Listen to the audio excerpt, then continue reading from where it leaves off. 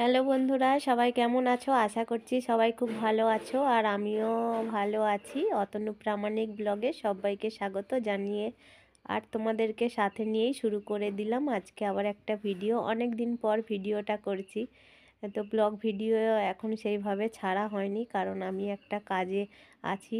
তো তোমরা লাইভে যারা আসো তারা তো বুঝতেই পারো। তো চলো, আজকে হলো আমি বাড়ি ফিরে যাচ্ছি।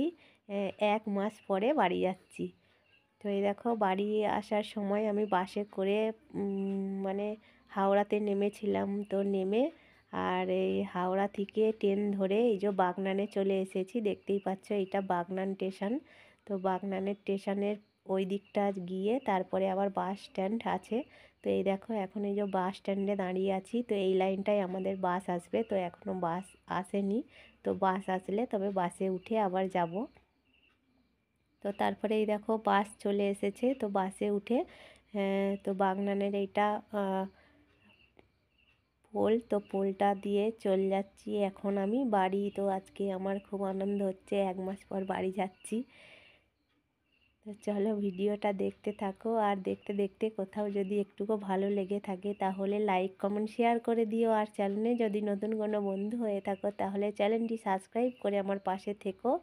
তো এই দেখো, আমাদের এখানে একটা ব্রিজ হচ্ছে, তো তার জন্যই বাসটা আর গেল নি। তো আমাকে কিছুটা আগে নামিয়ে দিয়েছে। তো তার জন্য তারপরে এই যে আমি এখন ম্যাজিক গাড়ি উঠে তো বাড়ির সামনে নামবো। তো ম্যাজিক গাড়িতে উঠে পড়েছি।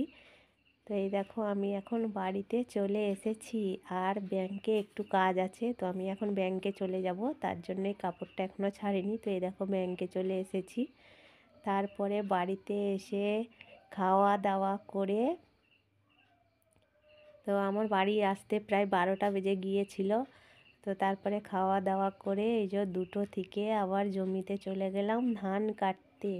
তো এই দেখো, আমি এখন ধান কাটতে চলে এসেছি। আর একটা বোন আমাকে কমেন্ট করছিল যে দিদি, ধান কাটতে গেলে বেটা ছেলেদের জামা আর গামছা, একটা লাল গামছা বেঁধে মুখে আর ধান কাটবে, সেই ভিডিওটা করবে। তো এই দেখো, আমি সেই বোনটার অনুরোধে এই যে একটা জামা পরে নিয়েছি আর মুখে লাল গামছা বেঁধে নিয়েছি।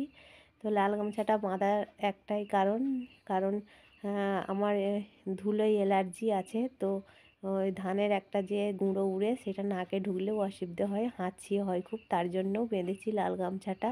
আর ধানটা আমাদের এত এই দিক সেই দিক জড়িয়ে পড়েছে যে কাটতে এত বিরক্ত লাগছে। মানে উল্টো পাল্টা, একভাবে পড়লে কাটতে খুব ভালো লাগে, আর এটা উল্টো পাল্টা পড়েছে, তো এই দিক সেই দিক দিয়ে কাটতে অসুবিধে হচ্ছে। তার জন্যই কাটতে দেরি হচ্ছে। তো ধান কাটার জন্যেই বাড়িতে এসেছি 10 দিনের ছুটি নিয়ে। তো দেখাই যাক ধানটা তুলে যেতে পারি কি না। আর এই যে বোন, তুমি এই ভিডিওটা দেখে থাকলে অবশ্যই কমেন্ট করবে, তোমার অনুরোধে এই ভিডিওটা করেছি।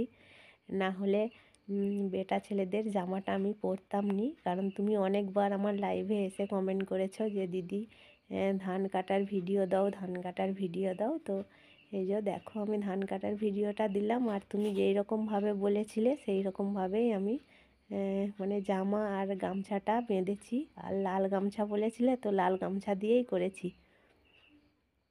চলো, ভিডিওটা আমি এখানেই শেষ করলাম। সবাই সুস্থ থেকো, ভালো থেকো, আবার দেখা হবে অন্য কোনো ভিডিওতে।